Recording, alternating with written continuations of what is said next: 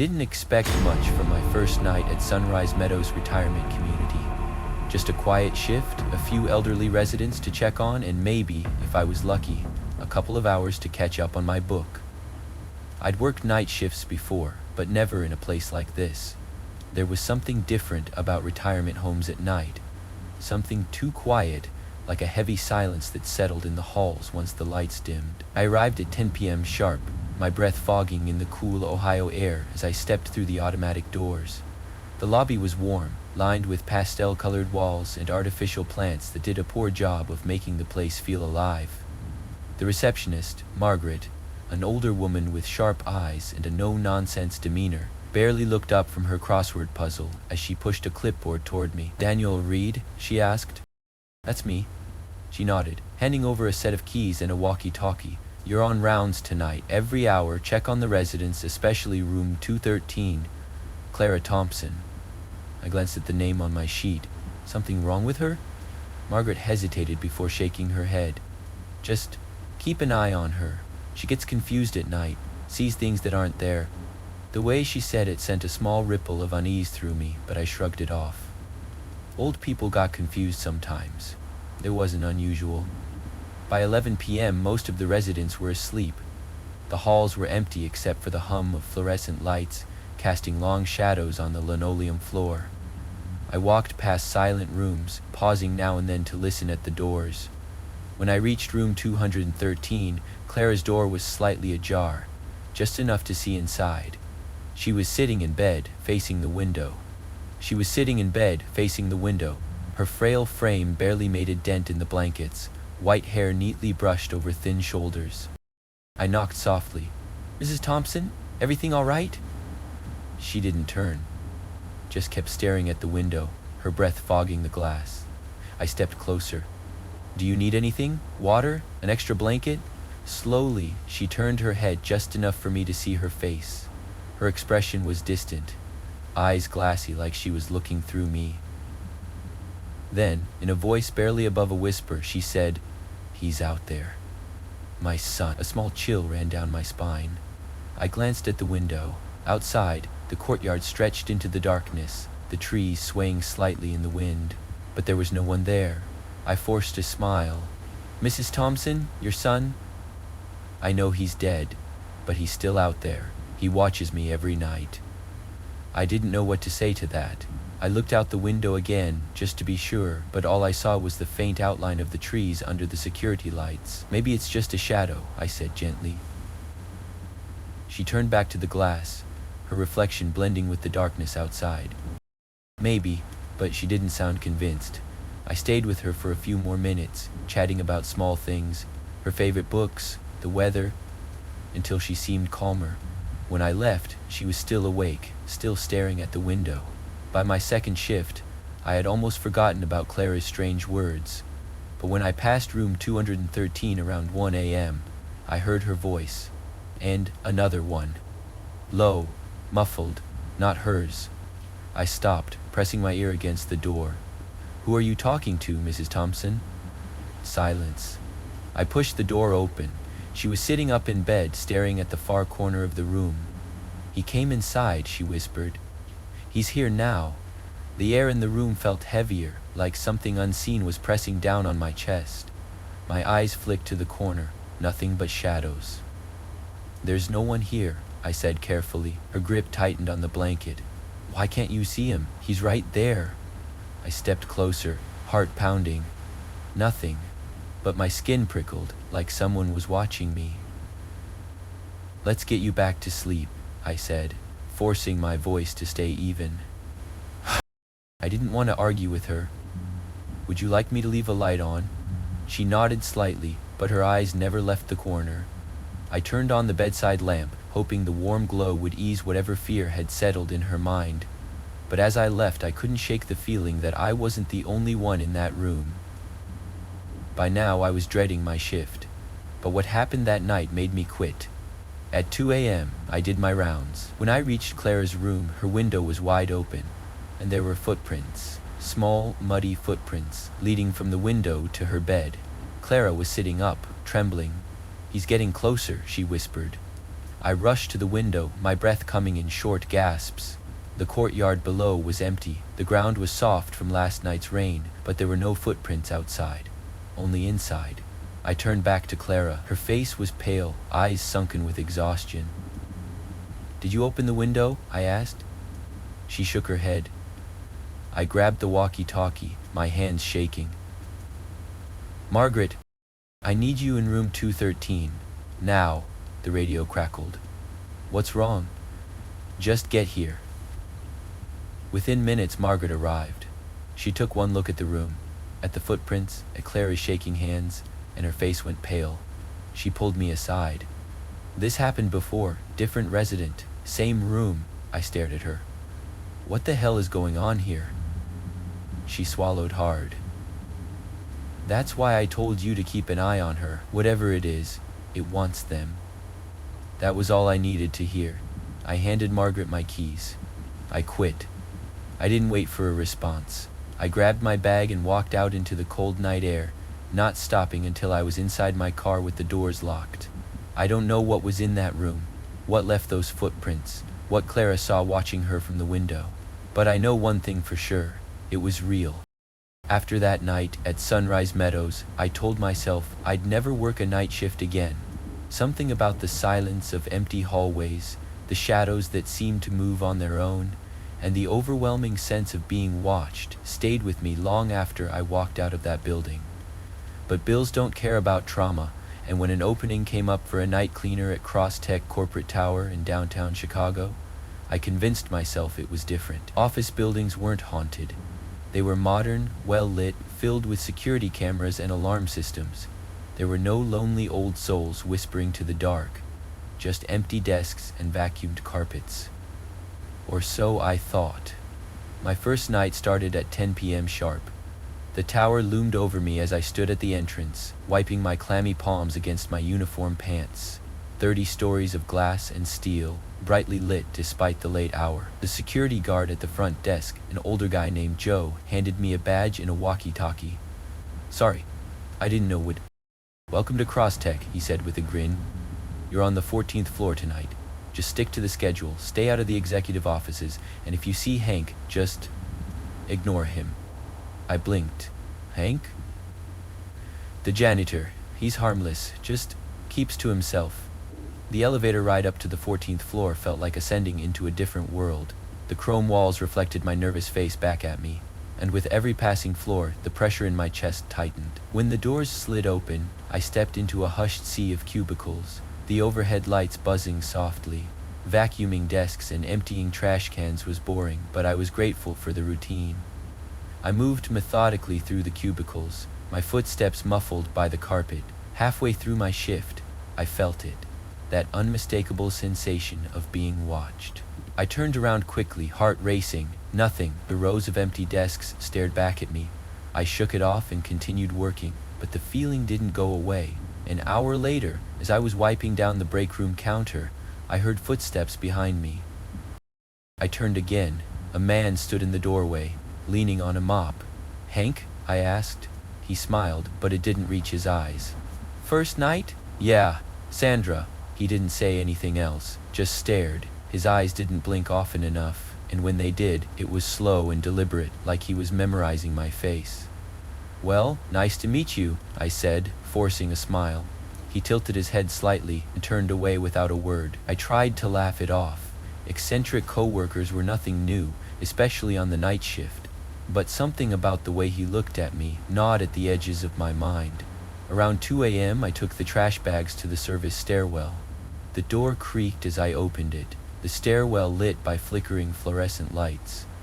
As I bent to drop the bag into the bin, I heard it, the sound of metal scraping against concrete. I froze.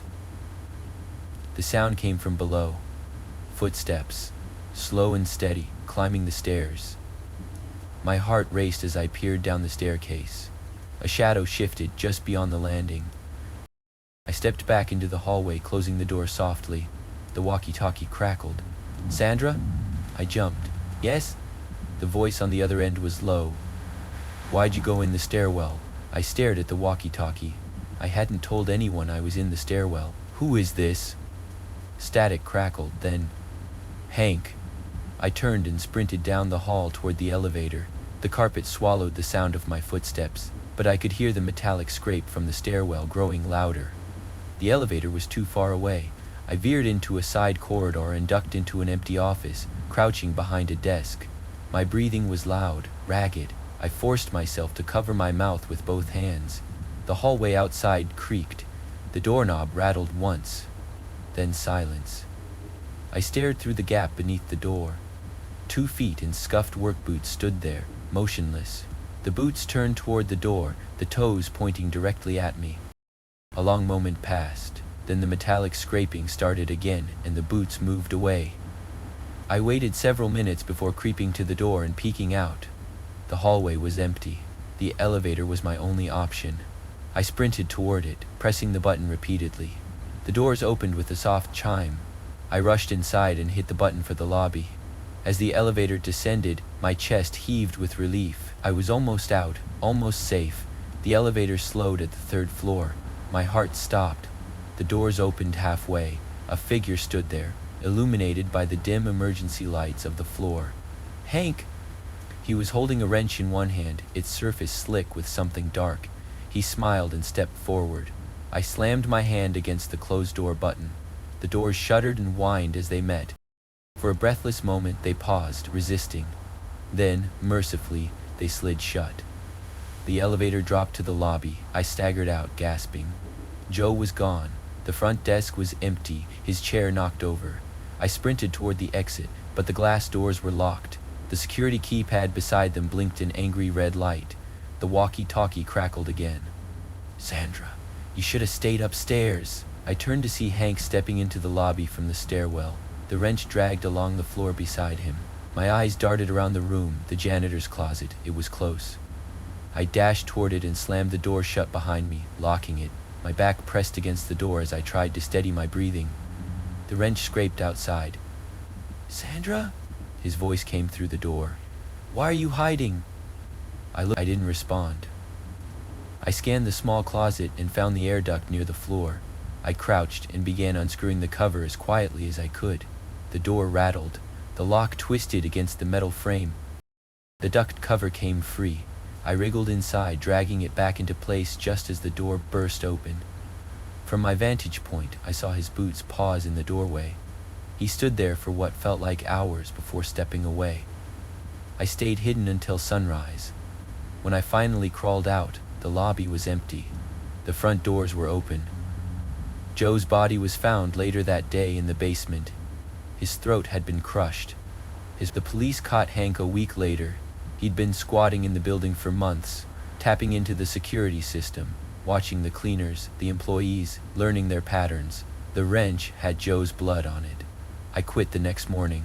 But sometimes, when I walk alone at night, I hear the faint sound of metal scraping on concrete behind me, and I wonder if Hank ever really left that building, or if he's still watching from some unseen corner, waiting for me to stop looking over my shoulder. After what happened at Crosstech Tower, I swore I'd never take another night job. The sound of metal scraping against concrete haunted my dreams for weeks. I'd wake up in a cold sweat, convinced I heard footsteps outside my bedroom door or a low voice crackling through a walkie-talkie that wasn't even there. But life doesn't care about nightmares. Rent, groceries, gas, those things don't wait just because you're scared of the dark. That's how I ended up sitting in the dimly lit reception area of Harper & Will's law firm on a rainy Monday morning. It was a small, old-fashioned office in rural Pennsylvania, nestled between a crumbling hardware store and an empty diner. The ad had said, daytime administrative work, but the interview quickly shifted to questions about flexibility with hours and comfort working alone. I told them I'd do whatever they needed. Desperation makes you brave. Or stupid. Janet, the office manager, had a stern face softened only slightly by a pair of oversized glasses. She tapped a manila envelope against her palm as she spoke. You'll mostly handle phones, file paperwork, and run occasional errands, she said. Sometimes we have sensitive deliveries that need to be dropped off in specific locations. Can you handle that? I nodded. Of course. What kind of deliveries? Her lips pressed into a thin line. Legal documents. That's all you need to know. It sounded shady, but I wasn't in a position to ask questions. By my second day, I realized how strange the office really was. There were no walk-in clients, only a handful of phone calls that usually ended quickly. The few lawyers who worked there kept their doors shut, their conversations hushed. The filing cabinets were filled with names I didn't recognize. Some sounded made up, like Elias Crowley and the Blackridge Estate. On my third day, Janet handed me my first delivery. "Take this to 116 Barrow Road," she said, placing the sealed manila envelope in my hands. "Just leave it in the mailbox." I glanced at the envelope. My name was written across the front in bold, black letters. "Is this a mistake?" I asked. "It has my name on it." "It's correct," she said. "Just deliver it." I drove through winding back roads for nearly an hour before my GPS led me to a dead-end street lined with gnarled oak trees. The house at the end of the road looked like something from a ghost story. 3 stories of rotting wood, sagging porches, and windows that seemed to watch me as I approached. The mailbox leaned at an angle, the paint flaking to reveal rusted metal beneath. I opened it and dropped the envelope inside, eager to leave. As I turned to go back to my car, something caught my eye. The upstairs window. A figure stood there, a silhouette against the pale curtains. A man. No, a woman, thin and motionless. I froze, my heart slamming against my ribs. I couldn't make out a face, just the shape of someone standing there watching me. My skin crawled as I forced myself to walk away. When I got back to the office, Janet didn't ask if I completed the delivery. She simply nodded and returned to her desk. That night, I dreamed of the figure in the window. In my dream, the curtain fluttered and the figure moved closer. I saw their face then, hollow cheeks, pale eyes like cracked porcelain, and a mouth that opened wide as though screaming, but no sound came out. The next morning, Janet handed me another envelope. "Same place," she said. I swallowed hard. "Why?" "It's your job," she said without looking at me. I drove back to 116th Barrow Road in broad daylight, hoping the sun would make the place look less terrifying. It didn't. The house loomed against the gray sky like a corpse propped up for display. The mailbox creaked as I opened it. I placed the envelope inside and turned to leave. The front door opened. A man stepped out. His suit was crisp and black, incongruous against the decaying porch. His skin was pale, almost translucent. His lips stretched into a thin smile. "You're Mia," he said. I didn't respond. I couldn't. "You delivered the letters. Good. They've been waiting for you." I turned and ran to my car. I locked the doors and scrambled to start the engine, but when I looked up, the man was gone. The front door was shut. The house was still again. When I got back to the office, Janet was waiting at my desk. She held a small, folded note. "They said to give you this," she said. I opened it with trembling fingers. The message was written in the same handwriting as the name on the envelopes. "We saw you too. I quit that day. But the figure in the window still appears in my dreams.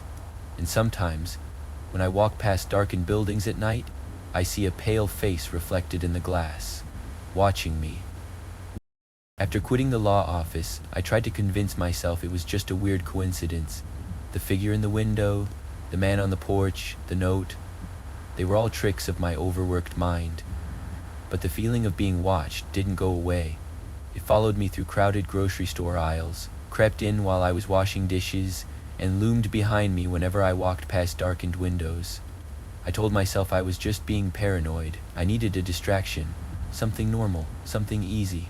That's how I ended up applying for a job at Briarwood Books, a small, old-fashioned bookstore in historic Charleston. The ad said they needed help with inventory and customer service. It sounded perfect. Books, quiet afternoons, and the comforting smell of old paper. No creepy houses, no late-night deliveries. I walked in for the interview and was hired on the spot. The store itself was a maze of tall wooden shelves crammed with books of every genre. The wooden floors creaked with every step, and a large brass bell above the entrance chimed whenever someone came in. Mr. Langley, the owner, was a wiry man in his 60s who wore tweed jackets and spoke in short, clipped sentences. On my first day, he showed me the register, handed me a clipboard for tracking inventory, and gave me one piece of advice. "Don't go near the basement door," he said, his eyes fixed on mine. "We keep it locked for a reason." The basement door stood at the back of the store, half hidden behind a leaning tower of dusty boxes. I probably wouldn't have even noticed it if he hadn't mentioned it. It was thick, wooden, and secured with a heavy rusted padlock. That first week went by without incident. I spent my time shelving books, helping the occasional customer, and learning how to use the ancient cash register. The quiet routine was exactly what I needed, but the basement door always seemed to draw my eye. On the 7th night, I heard it for the first time. I was in the poetry aisle, restocking a shelf, when I heard a faint, rhythmic knocking. 3 soft knocks. Pause. 3 more. I froze, listening. It came from the back of the store, from the basement door. I walked slowly toward it. The knocking stopped as I approached. The hair on my arm stood up as I stared at the door, half expecting it to fly open, but the lock was still secure, and the door was solid and unmoving. I told myself it was the old pipes, or the building settling. There was an old place. Sounds like that were normal. The next night, the knocking came back. This time, it lasted longer. Knock, knock, knock. Pause. Knock, knock, knock. The pattern was too deliberate to be pipes. I crept toward the door, holding my breath. The closer I got, the colder the air seemed to grow. I placed my hand against the wood. It was ice cold. The knocking stopped. As I turned to walk away, a whisper drifted through the door. "Nate." I sprinted to the front of the store and didn't stop until I was outside in the cool night air. My chest heaved, and I tried to convince myself I'd imagined it. The sound of my name carried through old walls. Just the wind, maybe. The next morning, I told Mr. Langley about the knocking and the voice. He didn't react the way I expected. His face didn't twist with concern or confusion. He just went very still, then shook his head. "Don't go near the basement," he said, "and don't talk to it." He didn't answer. That night I considered quitting, but I needed the paycheck, and besides, I wasn't about to let some weird noise scare me away from a perfectly good job. I stayed. I regretted it. The knocking came back around midnight. This time, it didn't stop when I approached the door. I gripped my phone in one hand, flashlight in the other, and stood 5 feet away from the door. "Who's there?" I asked. Silence. I turned to leave when the whisper came again. "Nate, please." The voice was thin, like a child's. I tightened my grip on the flashlight. "Who are you? Let me out. It's cold." I took a step back. The lock looked the same as always, old and rusted, but something else had changed. The bottom edge of the door was warped, like something had been pressing against it from the other side, or trying to get out. I backed away, heart racing. I needed to leave. Now. I turned and hurried to the front of the store. As I reached the register, I heard it. The padlock hit the floor with a metallic clang. I spun around. The door was open. Just a crack. Cold air spilled from the gap, mist swirling around the frame like breath in the winter air. And from that gap, a pale, slender hand reached through, fingers curling against the floor. I bolted. I didn't stop until I was in my car, doors locked, engine running. Through the windshield, I saw the store's front window. The shelves were empty, the books lay scattered on the floor, and in the window, staring out at me, was a figure, thin, pale, hollow eyes fixed on mine. It raised one hand and tapped 3 times against the glass. Knock, knock, knock. I left town that night and never looked back. The bookstore closed the next week. No explanation, just boarded up windows and a for sale sign nailed to the door. But sometimes, when I'm alone at night, I hear it again. Knock, knock, knock. And when I check my phone, there's always a single notification. Missed call from unknown, 12 a.m. The message is always the same. Let me out.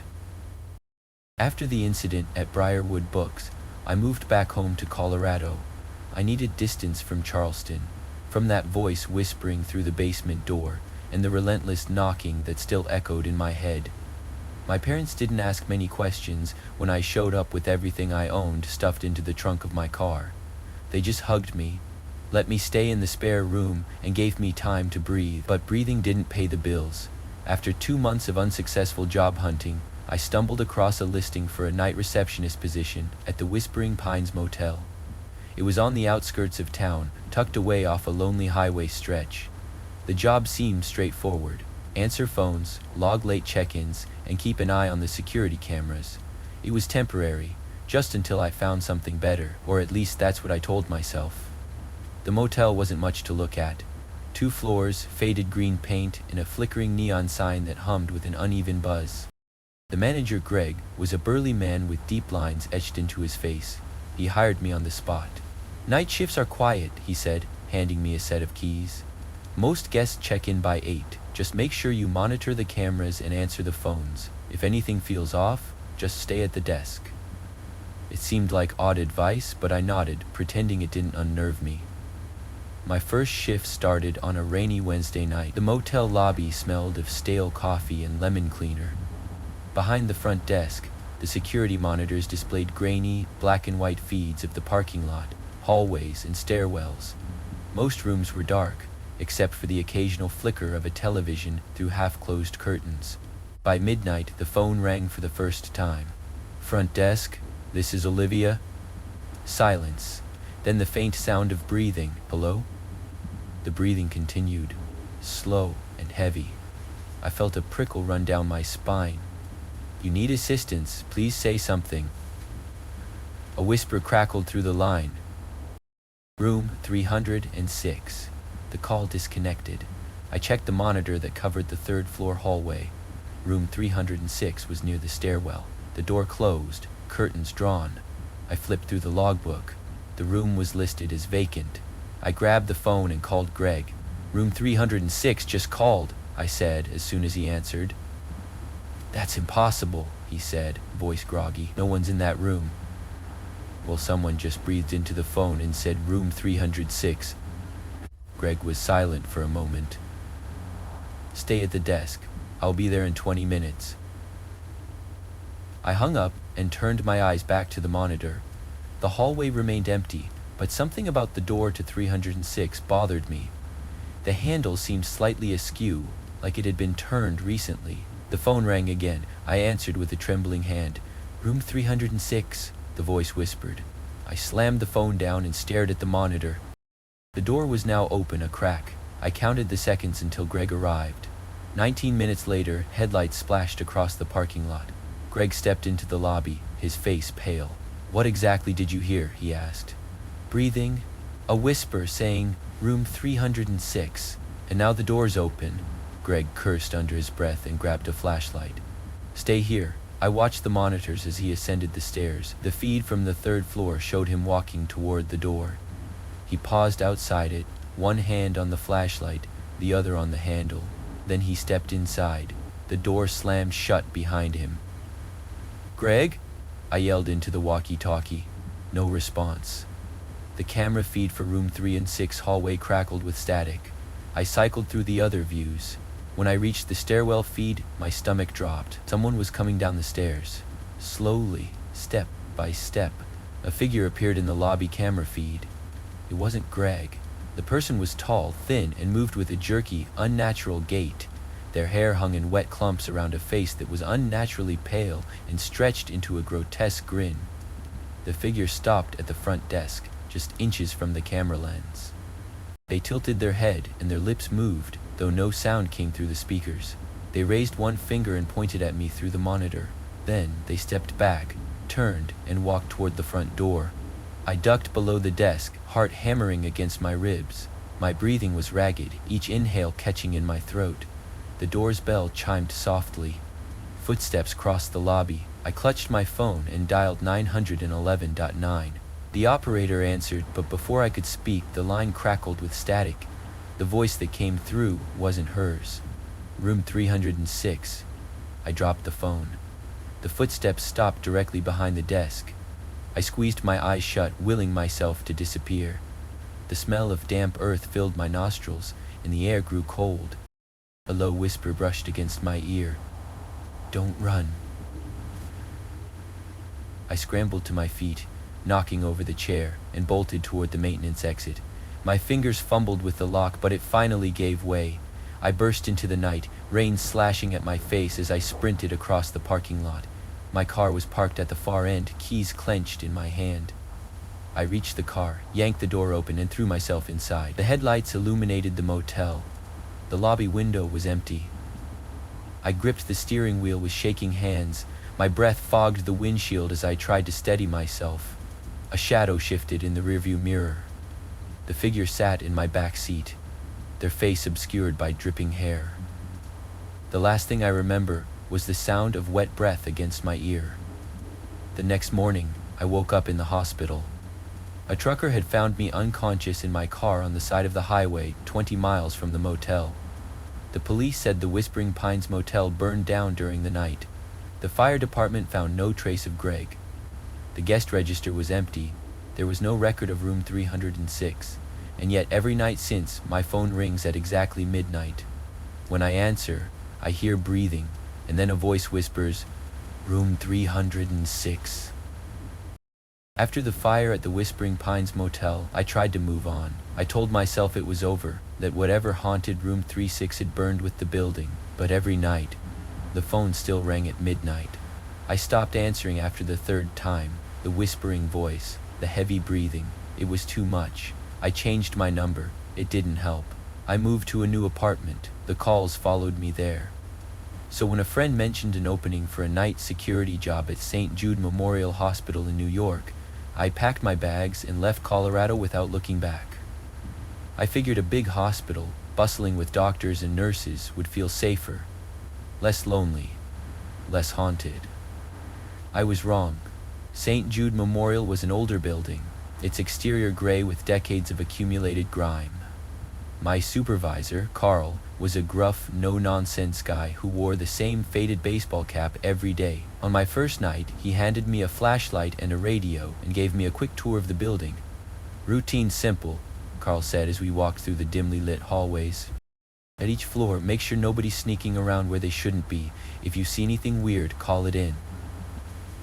We turned a corner and Carl stopped abruptly in front of a set of double doors.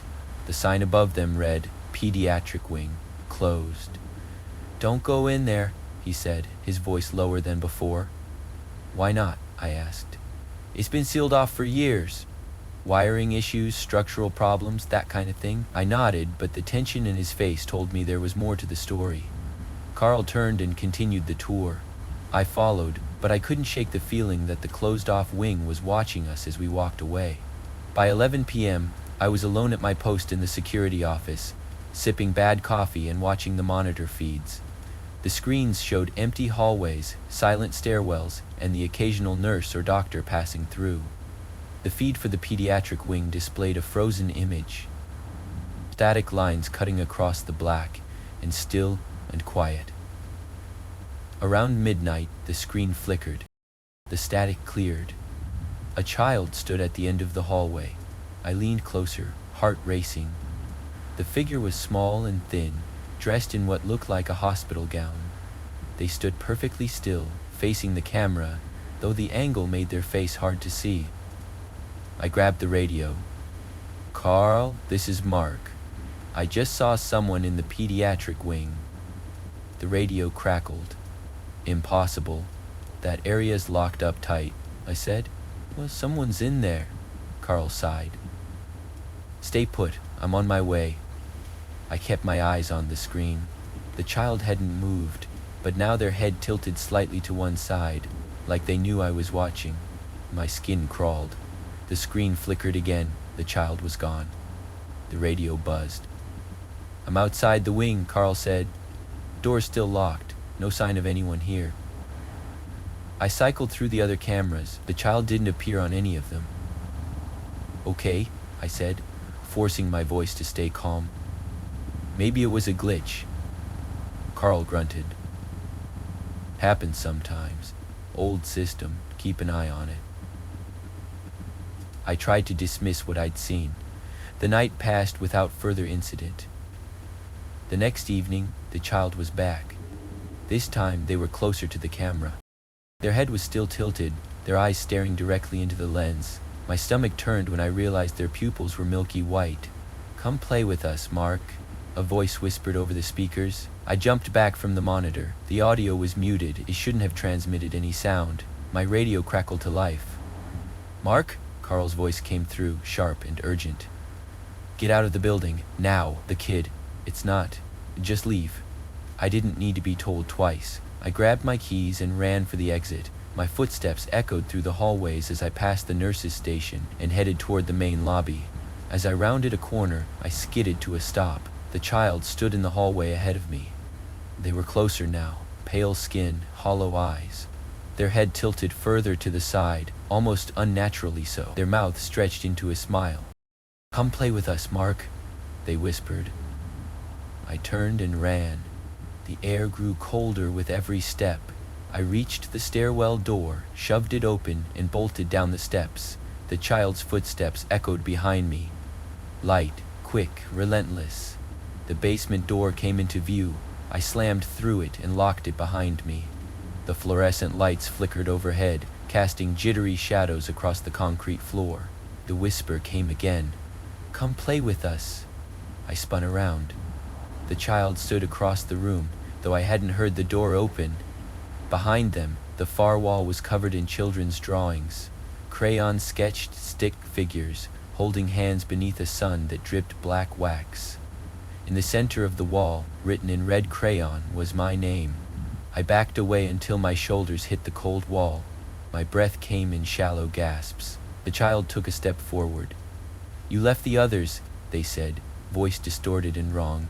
"You didn't play with them." The basement lights buzzed and popped. Darkness swallowed the room. In the pitch-black silence, small hands gripped my arm. Ice-cold breath brushed against my ear. "Stay with us," I screamed and yanked my arm free. I fumbled for my flashlight and switched it on. The basement was empty. The wall was clean. My name was gone. I didn't stop running until I was in my car, peeling out of the hospital parking lot. The next day, I returned to St. Jude Memorial to hand in my resignation. The hospital administrator looked confused. "We don't have a Carl working here," she said. I didn't argue. I just left. That night, my phone buzzed at midnight. A text message. "Come play with us, Mark." I moved to a different city, changed my number. But no matter where I go, every night at midnight, my phone buzzes. And every night, the message is the same. Come play with us. If you've made it this far, thank you for taking the time to listen to these stories. I know they might feel like just eerie tales to send a shiver down your spine, but if there's one thing I've learned while crafting these narratives, it's that fear often carries a message. Behind the shadows and whispers, there are lessons to be learned about caution, intuition, and the unseen forces that sometimes brush against our everyday lives. Next instance, I'm asking for your help. May the rest of your life be full of safety and love and peace, and allow your instincts to often rush against our everyday lives. Next instance, I'm asking for your help. May the rest of your life be full of safety and love and peace, and allow your instincts to act on your instincts. Every person in these stories had a gut feeling that something was wrong. Daniel noticed the unnatural quiet of the care home. Sandra felt the unsettling stare of a coworker who never quite belonged. Mia saw the figure in the window. Nate heard the voice from behind the locked basement door. Olivia received calls from an empty motel room, and Mark was warned about the pediatric wing. Each of them tried to rationalize their fear, to explain it away as coincidence but fear is a survival instinct. It's there for a reason. When something feels off, don't ignore it. Secondly, respect the boundaries of the unknown. Curiosity might be part of human nature, but some doors are better left closed. Nate learned that firsthand when he ignored his boss's warning about the basement. The same goes for Mark and the forbidden pediatric wing. There's a fine line between curiosity and danger. If you're ever warned not to go somewhere or touch something, especially in places that carry a history of tragedy or unease.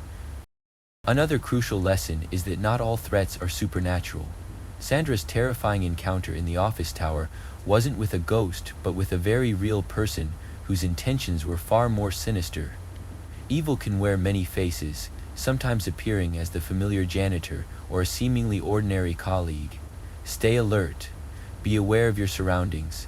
The human mind can be tricked by shadows and whispers, but some dangers walk among us in broad daylight.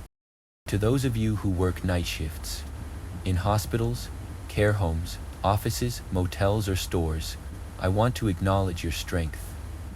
The night brings with it a different world, a quieter, darker reality where our imagination and senses are heightened. Stay safe out there.